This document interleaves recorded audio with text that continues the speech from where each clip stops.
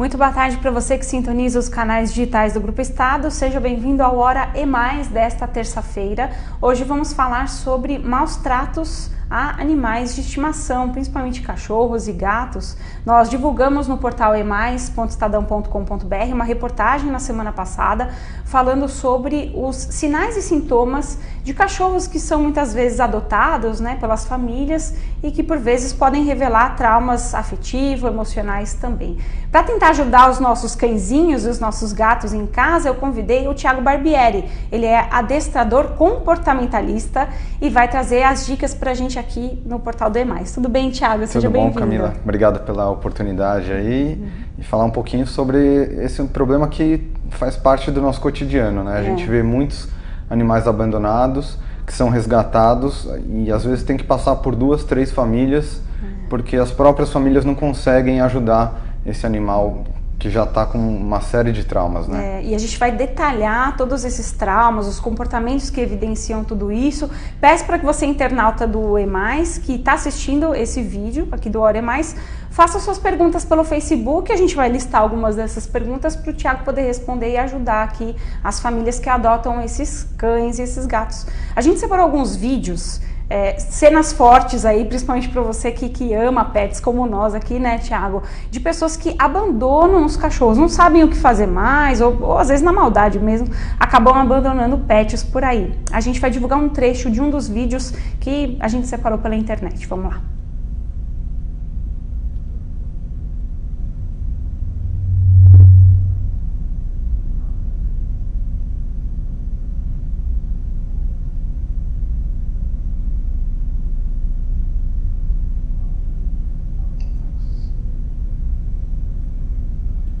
Você vê, né? O dono coloca o cachorro para fora do carro e vai embora, acelera. O cachorro não percebe muito bem o que está acontecendo. Ele olha para trás e vê o carro indo embora e sai correndo em direção ao carro. Né? O que você está fazendo comigo? Né? É o que deve passar pela cabeça do cão, não é, Thiago? Ele desce, né? Provavelmente pensando que vai ao banheiro, que vai brincar, alguma coisa assim, e depois é abandonado pela família. Então, isso já vai gerar um quadro de ansiedade muito grande nesse cachorro, né? E ele vai, por algum tempo, ele ainda vai tentar correr atrás, né? Porque dependendo do vínculo que ele tem com essa família, do quanto tempo que ele ficou com ela, pelo vídeo aí já era um cachorro grande, né? Então talvez já tivesse aí alguns anos de vida, então ele vai ter um desgaste físico, né? Que ele vai tentar correr atrás de um carro, ele vai ter um desgaste emocional, depois ele vai ficar desabrigado, ele vai passar fome. Então, o que acontece num caso desse, que é muito comum, né, de pessoas abandonarem o cachorro assim pela estrada ou pela cidade mesmo, às vezes colocam em latões de lixo, né? Às vezes o cachorro é uma fêmea que está prenha, a pessoa abandona e nasce a ninhada, morre a fêmea, poucos filhotes sobrevivem, né, numa situação dessa, até que aparece alguém que resgata. Então isso já vai gerar uma série de problemas comportamentais para esse cachorro, que quando ele for resgatado, a família tem que ter muito cuidado para lidar com isso, né? E sem saber todo o histórico, é um pouco mais difícil, mas tem como você amenizar um pouco esses impactos, né? Então um dos problemas que pode ter é rejeição ao ser adotado, porque ele vai estar num ambiente diferente. Ele pode ficar reativo, porque a gente não sabe quanto tempo ele vai ficar na rua até que seja resgatado. Então, o que é ser reativo? Desculpa, só para o nosso internauta entender, né? Claro. Quando a gente fala em reatividade, é uma reação excessiva a qualquer estímulo. Por exemplo? Por exemplo, uma ansiedade, ou medo, ou euforia, alegria. São vários tipos de reatividade, né? A mais comum que a gente conhece é a agressividade, né? Mas essas outras que eu falei, o medo, a ansiedade, elas podem gerar depois a agressividade também. Então esse cachorro que vai ficar abandonado na estrada, ele vai ter que agora lutar por comida, para se alimentar, para sobreviver. Então ele vai ter agora um desafio de sobrevivência, de ter que lutar com outros animais Ele vai ficar receoso da aproximação de outros homens, porque a gente não sabe se ele vai apanhar ou não, se ele já apanhou dessa outra família também. Pode ser. Né? Então, tudo isso vira uma bola de neve na cabeça do cachorro. Ô, Tiago, tava até conversando com a equipe aqui da TV, né, antes da gente entrar para fazer esse quadro aqui do Hora é Mais, e muita gente tava com essa dúvida, né? Mas será que os animais têm esse tipo de sentimento complexo como os humanos? E lembrando que o cachorro, ele foi domesticado pelo homem e ele tem aquela ancestralidade dos lobos, não é? Quer dizer, o cachorro é como se fosse um dos animais que mais se aproximam desses hábitos humanos, não? Eles se aproximam também desses sentimentos humanos. O cachorro foi o que mais se adaptou à rotina do ser humano, por isso ele convive hoje e está dentro das nossas casas. Né? Hoje ele é um membro da família. A ancestralidade dele com o lobo é um ponto que a ciência já comprovou, na verdade, que o cachorro não é um descendente direto do lobo. Existia um ancestral anterior e onde houve uma divisão. Tá. Né? Os cães, eles são animais extremamente sociáveis. Eles precisam de coletividade, de grupo. Por isso que eles se deram bem com o ser humano. Né? Então, a domesticação que começou há aproximadamente 100 mil anos atrás do cachorro, e o cachorro foi cada vez mais se aproximando do dia a dia das famílias. Então, inicialmente ele servia como cão de guarda, ou como um cão de pastoreio, um cão de serviço, basicamente. E hoje em dia ele é um membro da família, ele está dentro da nossa casa. Né? Então, por essa adaptação dele tão rápida às nossas mudanças, né, da nossa civilização, o cachorro foi um dos que mais se deu bem nesse quesito, né, de adaptação. E por isso o sofrimento dos cães se aproximam ao sofrimento dos humanos. Com relação aos sentimentos, o cachorro não tem sentimentos tão complexos quanto a gente. A gente tende a humanizar alguns sentimentos. Somos nós que humanizamos. Exato, então. A gente tende a ver, ele faz isso de propósito, ele quer me provocar. Não, o cachorro tem uma cabeça muito mais simples. Ele trabalha sempre com base em consequência do que ele faz. Se a consequência é positiva para ele, ele continua fazendo. Se a consequência é negativa, proporcionalmente ele deixa de fazer.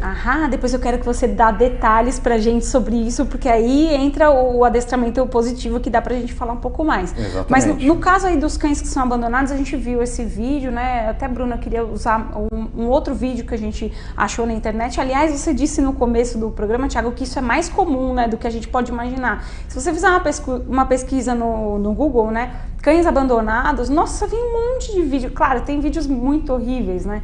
Mas a gente separou mais um vídeo em que um outro dono de cachorro abandona um animal no meio da rua, né? Vamos assistir um trechinho desse vídeo, vamos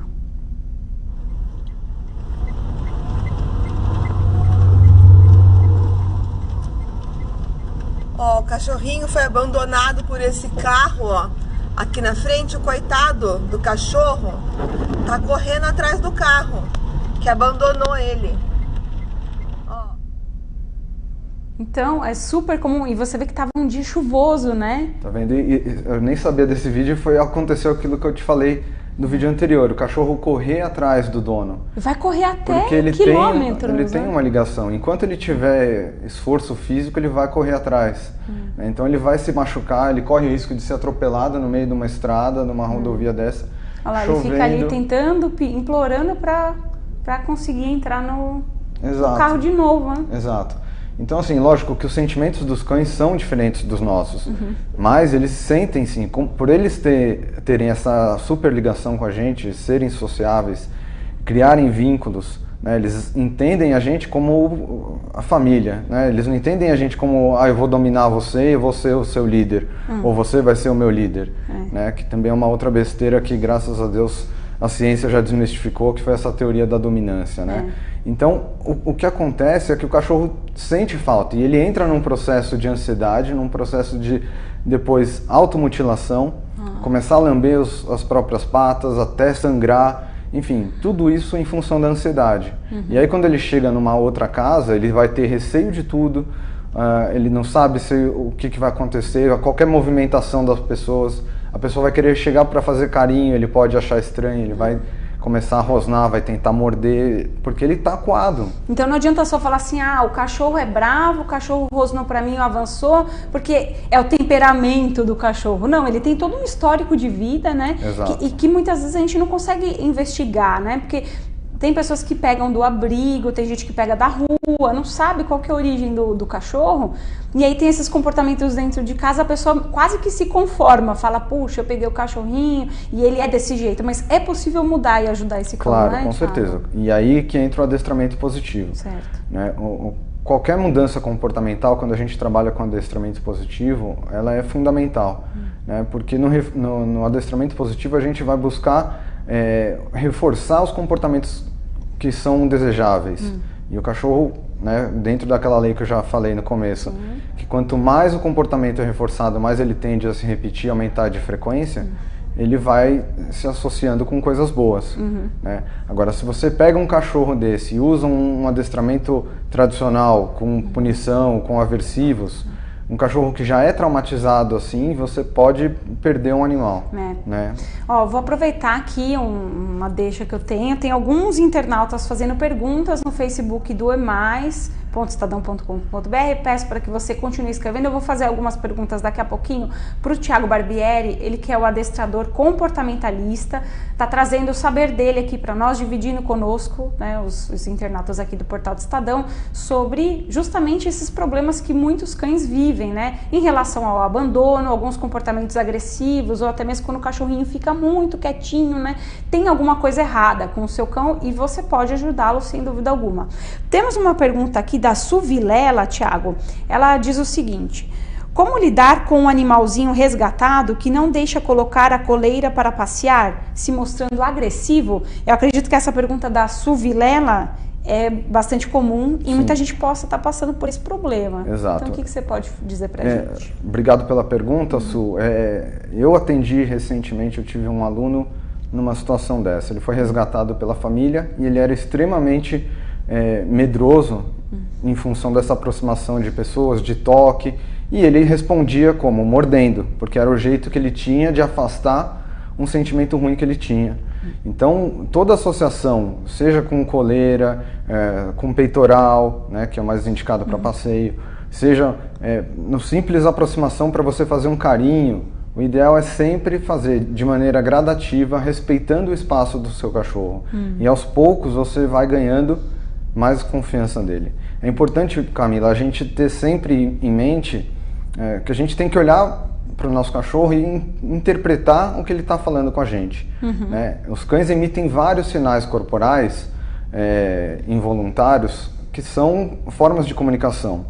Então, se o cachorro está muito arredio, com muito medo, ele vai ficar com a cauda embaixo das pernas, a orelha abaixada, ele vai ficar muito encurvado, ou se ele estiver muito agressivo, ele já vai ficar com uma postura mais ereta, a orelha apontada, o rabo rígido, enfim. Então são sinais que a gente consegue perceber de que, olha, esse movimento já passou do meu limite de tolerância, estou te dando um sinal, não abusa. Aí você vai e se aproxima, vai chegar uma hora que ele vai morder. Né? Então, no caso da sua, e respondendo a pergunta mais específica, é fazer associações positivas para esse cachorro com esse equipamento. Então, oferecer um petisquinho, mostrar a coleira para ele, ver que não existe nenhum perigo.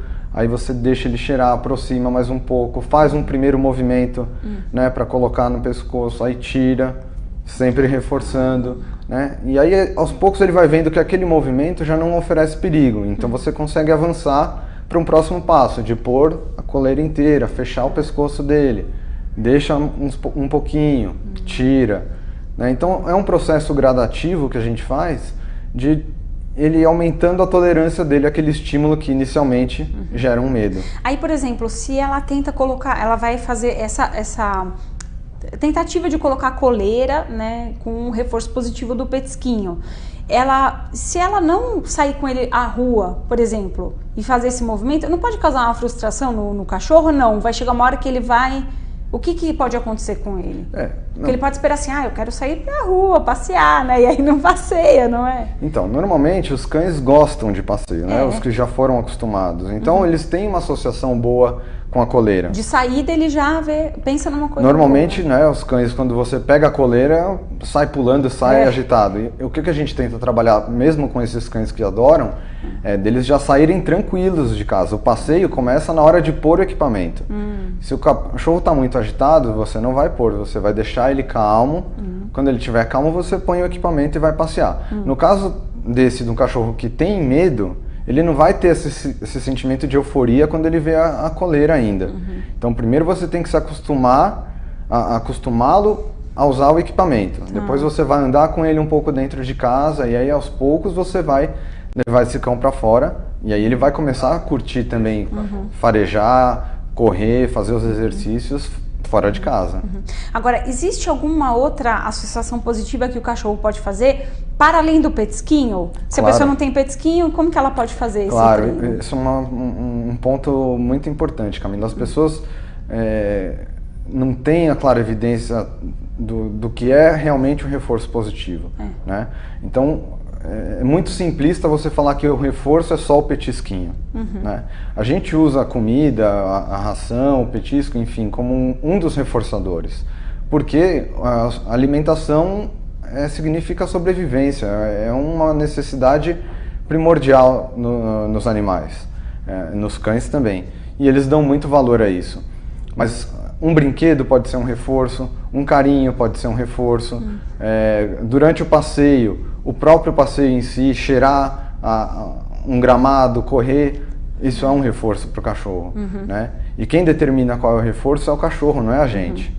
A gente tem que entender qual é a necessidade dele naquele momento.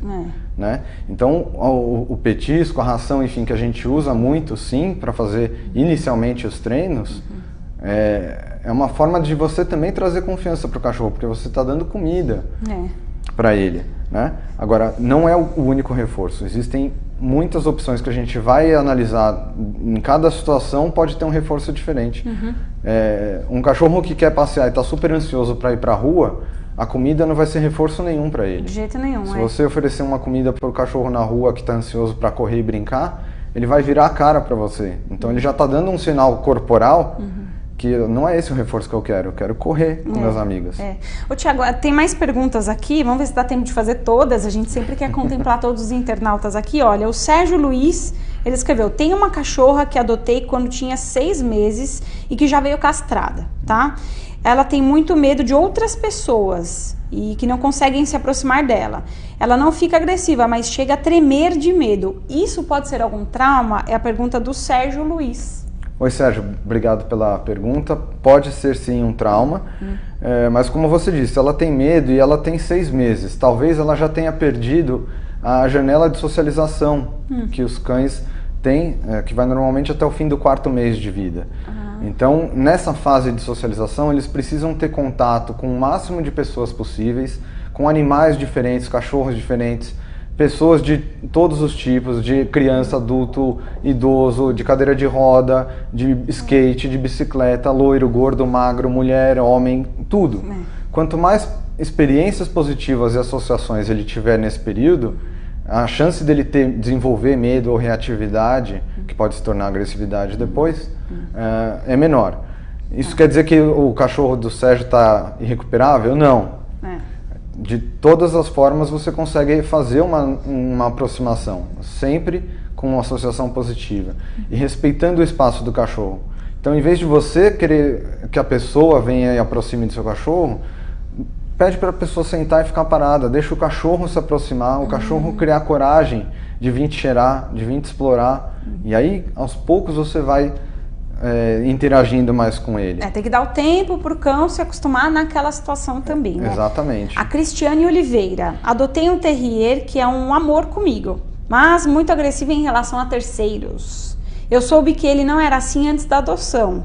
ele é bastante possessivo em relação a mim. O que pode ser isso? Tem muitos cachorrinhos que ficam ali com o seu doninho e aparece um terceiro já fica mais agressivo. É a pergunta da Cristiane Oliveira. Obrigada, viu, Cris? Obrigado, Cris. Então, existem muitos cães que têm um problema que a gente chama que é guarda de recursos. E a guarda de recursos pode ser comida, pode ser um brinquedo, pode ser uma pessoa, né? Então, deixando um exemplo claro, um cachorro que foi abandonado, que conseguiu uma comida ali. Se você vai se aproximar dele naquele momento, ele vai rosnar para você e tentar te morder para proteger aquela comida que ele conseguiu, né? Os cães, os pets, os cães domésticos, eles também têm esse problema de guarda de recurso, né? Principalmente alimentos e brinquedos. Com pessoas, alguns cães também desenvolvem isso. E aí é preciso fazer uma dessensibilização do cachorro para ele se acostumar com essa aproximação de uma maneira gradual. Então você precisa primeiro identificar, o cachorro rosna só com homens, ou não, rosna para qualquer um que chega perto da minha esposa, da minha dona, ou não quer que ninguém se aproxime. Ele teve uma socialização anterior ou não? Ele já teve um trauma? No caso dele rosnar só para homens, por exemplo, ele já apanhou de um homem? Então ele gera essa associação.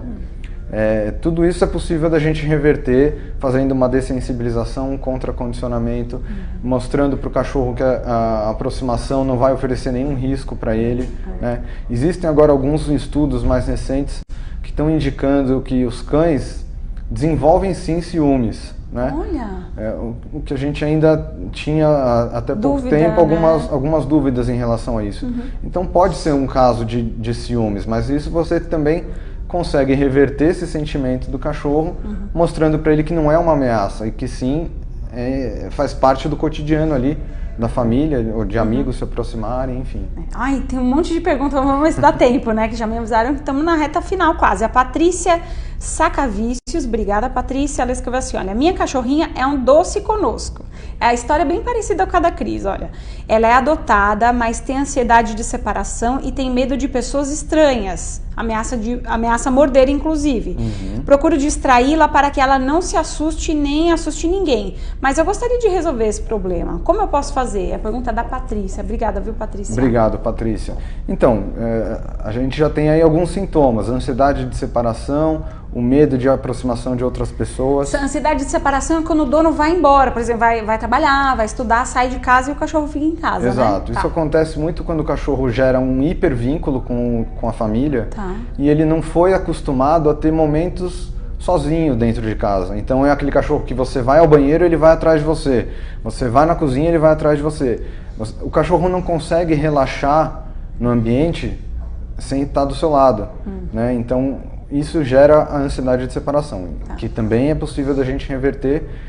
Então a gente precisa identificar cada problema individual e trabalhar com eles individualmente. Então a ansiedade de separação é um ponto, a reatividade com a aproximação de pessoas é outro. E os dois a gente vai trabalhando aos poucos, sempre dessa maneira. Mais uma pergunta aqui da Laura Maria Ferreira Vieira. O meu vira-latas é bravo demais e não deixa ninguém entrar na minha casa. Na rua ele passeia numa boa. Como fazê-lo ficar tranquilo com visitas quando eu ordenar? É a pergunta da Laura.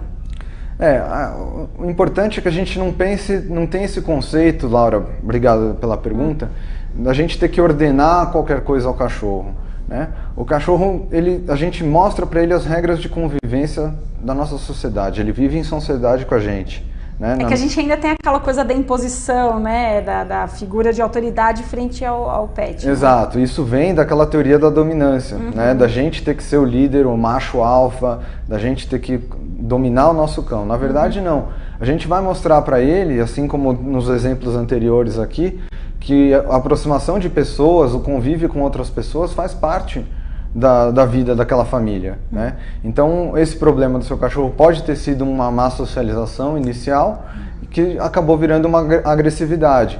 Então o excesso de medo dele da aproximação com outras pessoas gera que ele reaja latindo ou tentando morder para afastar um estímulo negativo para ele. Então esse é um reforço que ele teve aí durante um tempo, afastando as pessoas latindo, que a gente precisa reverter, mostrando para ele que a aproximação não é uma ameaça. Você vê que isso não acontece só com cães, mas gatos também, né? Tem muita gente que adota gato. A Daniela Sanches escreve pra gente lá do México, dizendo o seguinte: adotei um gato adulto que vivia na rua e ele morria de medo de homens. Sempre pedia respeito ao espacinho dele quando recebia amigos em casa. Então chegavam provavelmente os amigos ali, homens em casa, e ela pedia um espaço ali. Com o tempo ele entendeu que estava seguro e passou a se oferecer para ganhar carinho. É o gatinho da Daniela Sanches aqui, dividindo aqui uma história. Obrigado, Daniela. Eu não sou especialista em gato, mas você vê que o comportamento animal tem muitas similaridades. Sim. Né? Ao você pedir para os seus amigos que chegam na sua casa respeitarem o espaço do gato, você foi muito bem. Nota né? 10, E aí o que aconteceu? O gato se sentiu tranquilo, né? O gato é um animal muito mais territorialista do que os cães. Né? Então um estranho no território dele ali já gera uma desconfiança. Quando a pessoa respeita o espaço do gato e deixa que o gato se aproxime, né? Você está mostrando para ele: eu não vim aqui para te atacar, eu não vim aqui para tirar o seu espaço, né? Estou aqui para conviver com você. E o gato vem instintivamente por curiosidade, vem conhecer, vem te farejar e vem pedir carinho. Com os cães acontece isso também. Né? Quando você respeita o espaço dele, ele vai vir te procurar. Ó, infelizmente o nosso tempo está esgotado, mas acho que vale a pena um recadinho aqui, Thiago. Amanhã a gente vai publicar uma reportagem no E+, do Estadão, sobre maus tratos em animais, né? A gente recebeu aí um informe do Conselho Federal de Medicina Veterinária, explicando passo a passo como você pode fazer para denunciar maus tratos. Por exemplo, você escuta o cachorro do vizinho chorando o dia inteiro, né? A gente sabe que tem várias condições adversas e muitas vezes as pessoas não sabem como fazer denúncias. Então, amanhã não perca no emais.estadão.com.br, nós preparamos uma reportagem especial para explicar para você como você pode fazer as denúncias. Posso só fazer uma observação, Camila? Por favor. Com relação aos choros de cachorros, né, que ficam sozinhos em casa, antes de uma denúncia dessa, verifique com os donos se o problema não está na ansiedade de separação. Então, porque inclusive isso que eu falar, pode ter outros problemas envolvidos. Exato. Né? Então, às vezes, a pessoa... Eu tenho muitos alunos: meu cachorro fica chorando o dia inteiro quando eu estou fora para trabalhar, o vizinho reclama, já ameaçou me denunciar, não sei o quê. E o problema não é que você está maltratando o cachorro, mas que ele tem um problema comportamental de ansiedade de separação. Então, claro, existem os casos que são agressão, que você precisa denunciar, sim. Mas antes é sempre legal dar um toque no seu vizinho e falar: tá tudo bem com o seu cachorro, ele tá com um problema, eu tenho ouvido ele latir muito, não sei o quê. Por uma questão de boa vizinhança. Boa vizinhança, né? Tem gente que às vezes só reclama e também não faz nada, não denuncia e não vai verificar o que está acontecendo com o animal. Para as pessoas que estão passando por esse problema, né, Thiago, que tem o cachorro chorando o dia inteiro, vai trabalhar, sempre é bom contar com a ajuda de um especialista, né? Nós temos hoje, atualmente, cada vez mais disseminado o adestramento positivo, que é o que realmente é indicado para esses casos. Então aproveito para que você, internauta do Estadão, do E+ Estadão, possa procurar esses profissionais também. Se tem algum contato, algum site que as pessoas podem entrar, um canal de comunicação, claro, de repente, claro. Quem faz as perguntas aqui pode ter dúvidas, Fiquem à vontade, né, para mandar qualquer pergunta. Tem o meu site, que é o www.cãocentrado.com.br, e o meu Instagram, @cãocentrado. Podem me procurar por lá, qualquer coisa, contem comigo. Muito bem, esse é o Thiago Barbieri, adestrador comportamentalista, trazendo informações para você, internauta aqui do Estadão, a respeito de traumas emocionais vividos por cachorros, né, pets, no caso especificamente de cachorros abandonados, para você poder ajudar o seu cãozinho. Muitas vezes você pode pensar: ele é bravo, mas não, tem solução, procure ajuda profissional. Sim. Até uma próxima. Obrigado, Camila. Boa tarde para você. Obrigada.